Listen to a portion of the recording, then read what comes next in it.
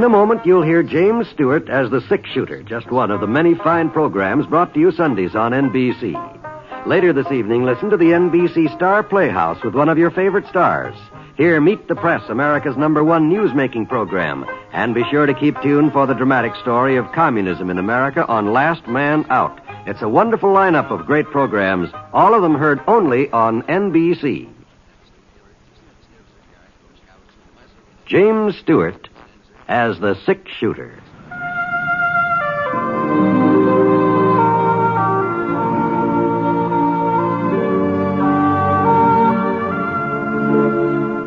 The man in the saddle is angular and long-legged. His skin is sun-dyed brown. The gun in his holster is gray steel and rainbow mother-of-pearl. Its handle unmarked. People call them both the six-shooter.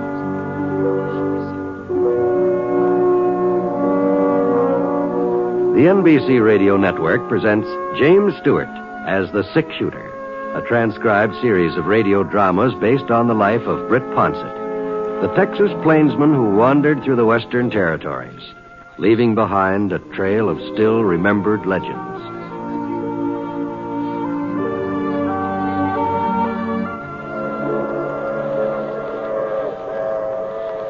The 2 p.m. from Chicago wasn't more than, about 45 minutes late. That was practically a record for this time of year, what with the spring floods and all. Of course, later on in the summer, when things had dried up, it was more than likely the train had hit Russellville right on schedule. Once in a while, anyway. I climbed down from the buckboard Paul Poindexter had lent me and walked over to the platform. I guess I'd be able to recognize Clay Fenton, even though I'd never seen him before. It stood to reason that there wouldn't be more than one 16-year-old boy getting off at Russellville Station, and Clay's mother had sent along a pretty complete description. He 5'7", thin, gangly, sandy hair, and a V-shaped scar on his forehead. The train had stopped now, and the conductor lowered some iron steps. The first person to step down was a drummer holding a big tapestry valise crammed full of samples. Behind him there were 2 ladies. They didn't have any suitcases, just boxes, so I figured they'd only been as far as Fort Davidson on a shopping spree. After them, there didn't seem to be anybody else at all. Well, now, I'm sure that letter had said Clay'd be arriving on the 22nd. Say, mister. Yep? This is the Tuesday train, isn't it?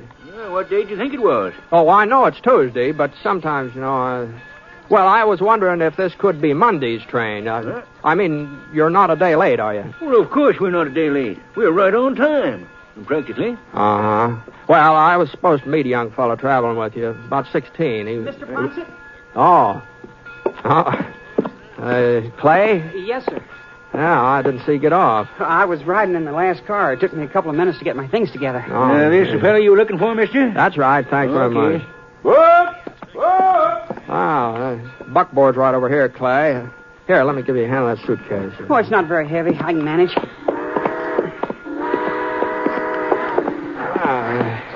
Have a good trip. Yes, sir, just fine. Fine. Well, here, you put your bag right behind the seat here. Okay. You want to drive? Huh? Well, you can handle a buckboard, can't you? Sure. Yeah, well, Annie's real gentle. No sense being scared of her. I'm not scared, Mr. Ponset. All right. I'm not scared of anything. All right, Clay. It's just that I don't know the way to the ranch, so maybe you'd better... Yeah. I didn't think of that. Well, come on, hop aboard. All right, you all settled? Yes, sir. All right, Annie, come on. Let's go. Come on, Annie. Come on.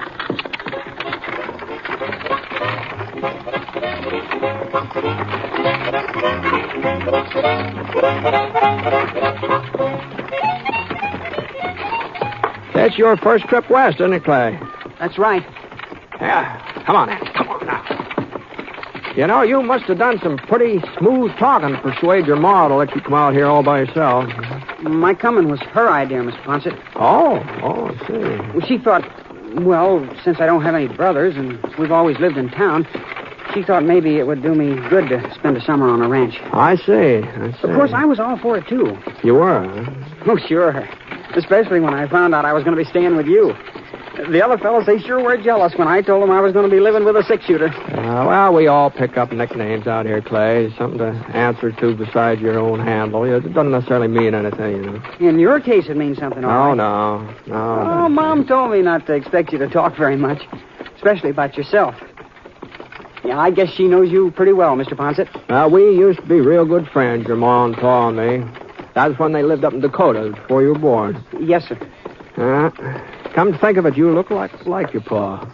Well, that's what people say, but I don't remember him. Funny, the only thing I can remember is sitting on his lap and playing with his watch chain. I remember that watch chain just as clear as day, but I just can't remember him. Wonder why that is. Oh, some things just stick with a person, I guess. Yeah. Is it a big ranch, Mr. Ponset, where we're going? No, it's not true. Mr. Poindexter, he's the owner. Oh, he's got 500 head of cattle and a couple thousand acres, that's all. It sounds pretty big to me. That's all. What you're used to, I reckon. Yes, sir. It sure was nice of Mr. Poindexter to let me move in with you. Oh, he was real pleased at the prospect of having an extra hand for the summer. There sure has been more than enough work for the three of us already. You mean there's only 3 people on the ranch? Well, there's 4 now, counting you. Oh, I thought there'd be a whole lot more than that. I thought there'd be 10 or 15 cowboys and a cook and some men to look after the horses and... Well, Saul Poindexter, he does the cooking himself, and Jeff takes care of the horses. Jeff? That's Mr. Poindexter's son, yeah. He must be about your age, Clay. Maybe a year or 2 older. Not as tall, though. Oh. Jeff will show you the ropes. He knows all about ranching. Oh? Oh, I expect there's plenty of things you can show him, too, about city life, I mean. Yes, sir. I expect so. Yeah, you'll probably have a real good time getting acquainted. Well, here's where we turn off. Easy on it. Easy now. Easy now.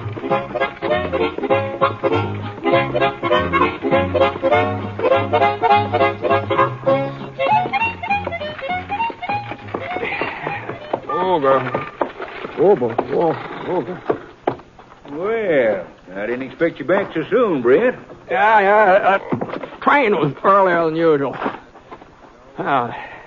Clay, that's Mr. Poindexter here. How do you do, sir? Pleased to meet you, son. Well, come on. Jump down here so I can get a look at you. Yes, sir. Let's see here now. Well, not much meat on your bones, but we'll soon take care of that. That's the bunkhouse over there, Clay.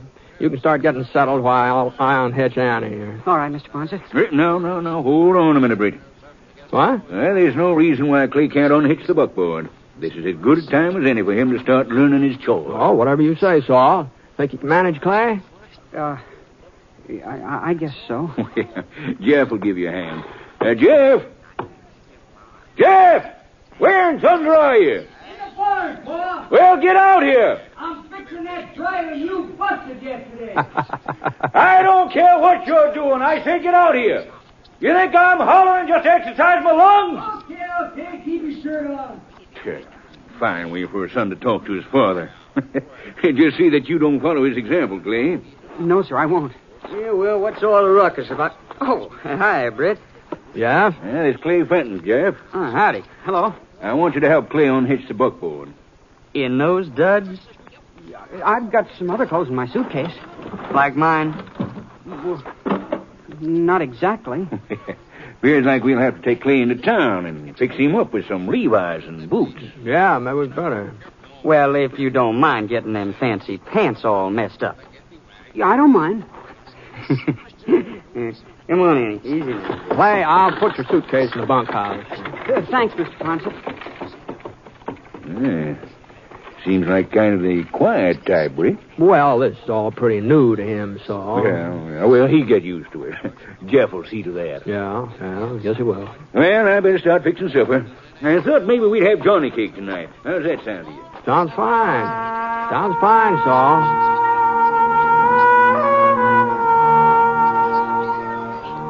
Well, I took Clay's things into the bunkhouse and emptied out part of a wooden footlocker so he'd have some storage space. Saul and Jeff lived up in the main house. There was room up there for me, too, but I always felt more comfortable in the bunkhouse. And besides, the way Saul snored, holy smokes. Well, you could hear it all the way down here when the wind was right. I thought about unpacking Clay's suitcase, but then I decided maybe he'd rather do it himself. Now, Saul was right. Clay sure was a quiet type. A lot more like his mother and his father. Ted Fenton had been about as lively as they come. He's always laughing and cracking jokes. I never could figure out why he sold that general store and moved back east, but I suppose he had his reasons. Funny how a boy can grow up and be so different from his pa.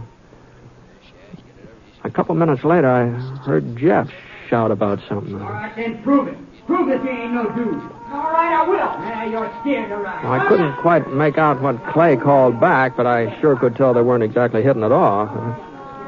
Well, I didn't actually blame Jeff for not taking the Clay. Of course, in the city, it had been Jeff who had been the misfit, but we weren't in the city now. Anyhow, I waited for Clay to come back into the bunkhouse, and when he didn't show up, I walked outside to see what had happened to him. He wasn't in sight, but there was something going on out in the corral behind the barn. Ride him, cowboy! I got there just in time to see the apron-faced Sorrel give a buck that sent young Clay flying clear over the corral fence. For a second, he didn't get up either. Britt, you see that? Clay, hey, you all right? Yeah, I guess so. Sure he's all right. Well, what the Sam Hill are you trying to do? He said I was a dude, that I couldn't stay in the saddle.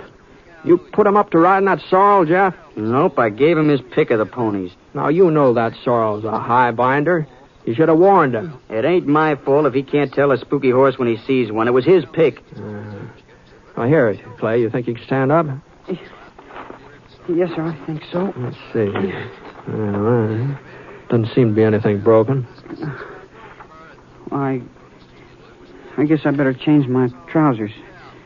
They're all ripped up. You got nobody but yourself to blame, kid. I told you didn't know the first thing about riding a pony. You should have fessed up to it instead of making such a fool of yourself. I'll show you, Jeff. I'll show you I can ride. And I'll ride that Sorrel, too.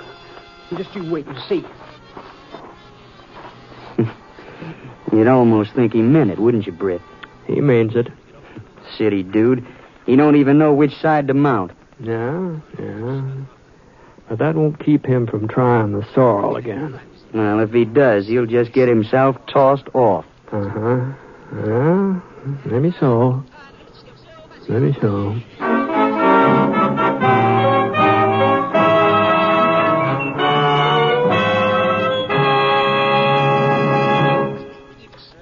We'll return to James Stewart as the six-shooter in just a moment. Until recent years, misconceptions prompted a lot of people to feel that a diagnosis of heart disease was a death sentence. But today, thanks to medical science and the educational work of your Heart Association, we are learning that most people with heart disease can work and lead happy lives. This Valentine's Day is Heart Sunday.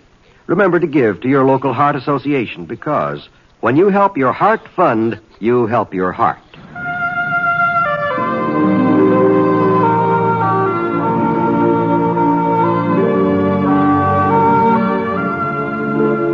Now, Act 2 of The Six-Shooter, starring James Stewart as Britt Ponset.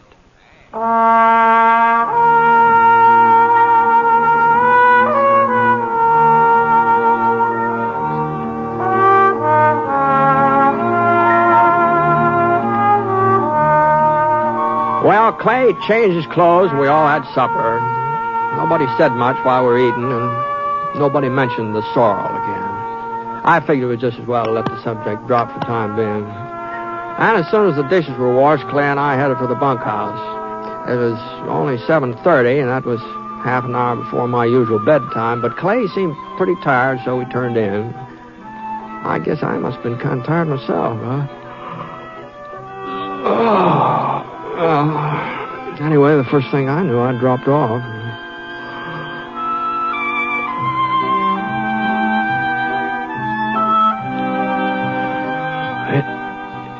was getting on toward dawn when one of the horses down the corral was sure upset about something. I turned over and I saw that Clay's bunk was empty. Clothes were gone, too. For a second, I wondered if he'd run off. Maybe he tried to go home. Then I heard him coming into the bunkhouse. His face was all wet and shiny like he'd been working up a sweat, and there were some dark stains on his pants and shirt. And he undressed and he put the clothes he'd been wearing in his suitcase.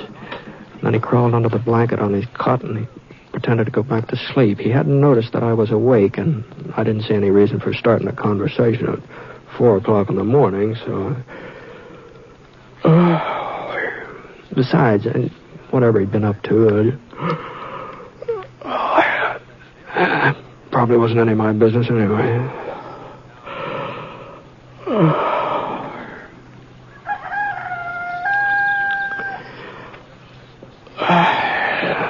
Must have been a good hour later. I woke up again. I was dousing my face in a bowl of cold water. Washed the sleep away. Clay drug himself out of bed and started to put on some trousers. I noticed they weren't the same ones he'd worn when he went out during the night. I didn't get a chance to say anything about it. Just then, Saul Poindexter came charging into the bunkhouse like a bull after a red shirt. Good morning, Saul. Clay, I want to talk to you. Why, yes, sir. What's the matter, Saul? I just been down to the corral. That apron-faced Sorrel has been whipped half to death. What? His flanks are cut to shreds. It's a wonder he can even stand up. Well, now, maybe he got caught in some barbed wire. I found the bullwhip beside the fence. It's caked up with blood. Well, do you know anything about this, Clay? No.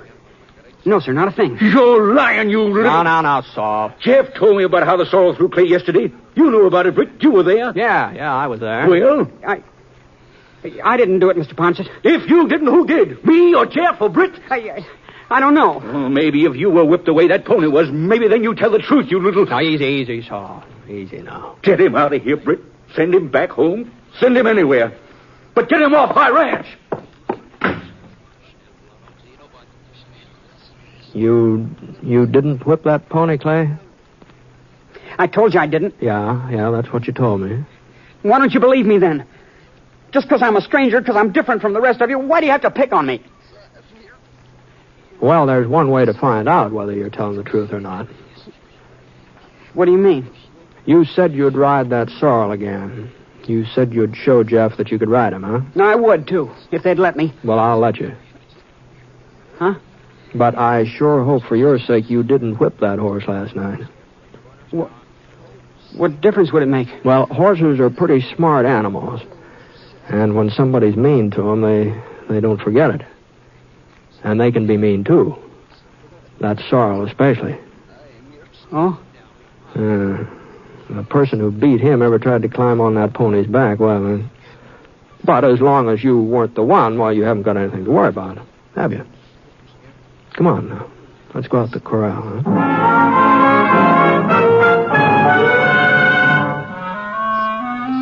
I told Jeff to saddle up the sorrel and bring him into the yard, and Clay stood beside me, his eyes pushed wide open, staring at that stable door. He didn't move a muscle until Jeff led the pony toward us. I could see the cuts on the animal's flanks, and he walked with a sore, unsteady gait. About 6 feet away, he stopped and flared his nostrils, and a little shiver jarred Clay's body. Then the sorrel let out a snort and reared. Clay caught his breath, and the pony sprang forward, almost tearing the reins out of Jeff's hands. No! Clay darted out of the way as fast as his legs could carry him. He ducked under the fence and kept running. Well, you satisfied, Britt?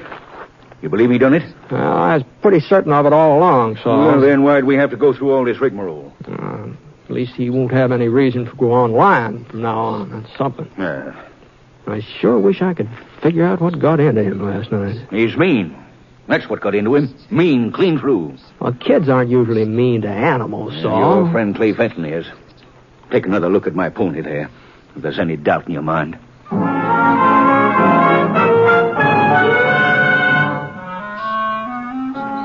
Well, we had breakfast, Saul and Jeff and me. Then we did the morning chores. I hoped that Clay would come back of his own accord and face up to what he'd done, but by 10 o'clock, it looked like somebody'd have to go after him, so I saddled up Scar and started off. It wasn't very hard to follow Clay's tracks across the prairie, and about 30 minutes later, I caught up with him. He'd stopped to rest in the shade of a chalk boulder, and he'd been too tired to stay awake. Whoa, Scar. Whoa. Whoa, boy. Easy.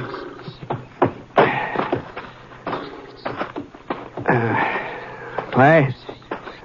Come on, Clay. Huh? Oh. Yeah. All right, you ready to get back to the ranch? I can't. Well, you'll have to come back sooner or later, even if you don't stay, even if it's just to get your things. They know it was me that whipped that pony, don't they? When I ran off, that cinched it. Yeah, that cinched it.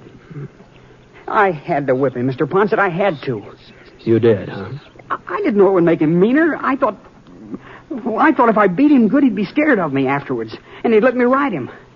I thought he'd be scared of me the way I was scared of him. You don't know much about horses, do you, son? I know plenty. That's why I hate him. Oh? It was a horse that killed my pa. Oh, I see. We were visiting my Uncle Jack out in the country, and Pa was taking me for a horseback ride. I wasn't more than 3 years old, but he wanted me to get used to riding. And the horse threw us. Mom was watching from the front porch. She let out a scream. I told you it was funny what you remember from the time when you were a kid. Yeah? Well, I remember hearing Mom scream. I guess maybe it was the first time I ever heard her sound frightened. I guess that's why I remember. Mm-hmm. Well, afterwards, after that day, I had this mark on my forehead. I must have hit against a rock. And Pa was dead. I've been scared of horses ever since. I've always hated them. Yeah. Well, I guess a lot of times folks hate what they're afraid of. That's why Mom made me come out to this ranch. I didn't want to, but she made me. She said I had to get a hold of myself and start acting like a man.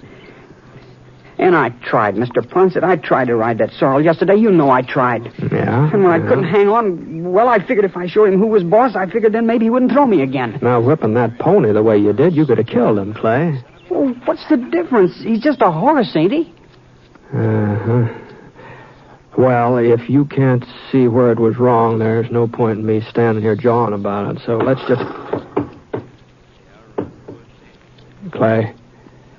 Well, yes, sir. Don't move. No matter what happens, just don't move.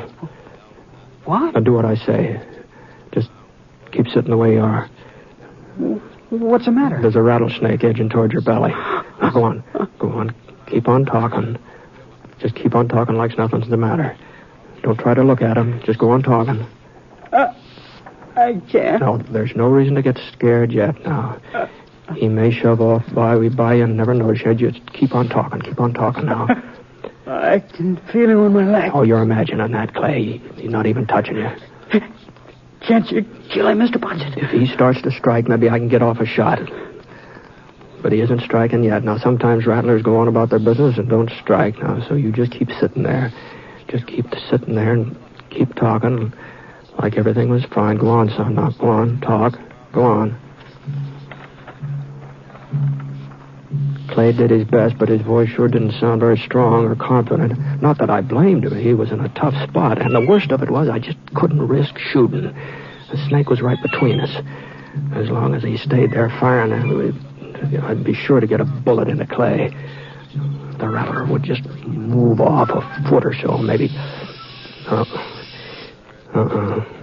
He was getting nervous now. The tip of his tail jiggled the rattles back and forth. I inched my gun out of the holster, but I still couldn't fire. And the snake started to coil, and the rattle sounded even louder. And his head swung up, and his beady eyes seemed to pop out, and he was less than a foot away from Clay's arm, and he was ready to strike if Clay had just so much as twitched. For a second, that rattler just hung in midair. And then he twisted and he whipped toward Scar. And Scar reared, got out of the way. I could get off a shot now, but I didn't have to. Scar's hooves were saving me the trouble. They came down again and again and again until the rattler's body was half buried in the ground. And then Scar backed off, and the snake gave a flip of his tail, but the rattlers were broken. And there wasn't any sound.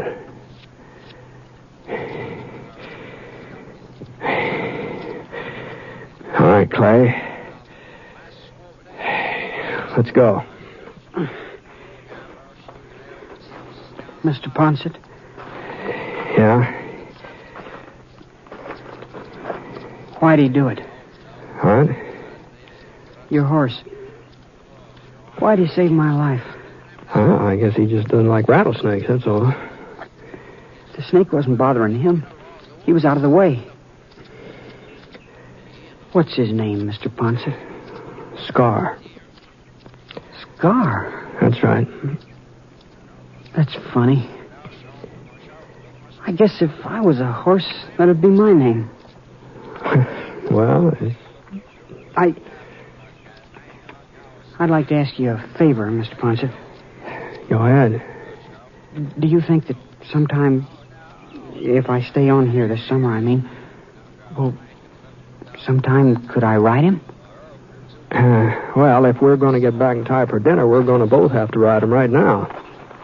Here, come on, I'll heist you up. Come on, here.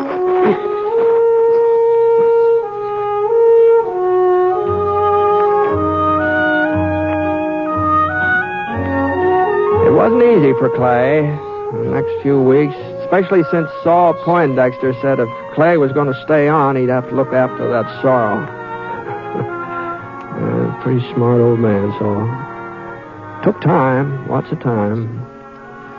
Lots of time for that pony to even let Clay come near him. But before long, the two of them were galloping all over the ranch from early morning till past supper. I guess maybe that apron-faced Sorrel forgot the whipping Clay had given him. But I don't think Clay forgot it.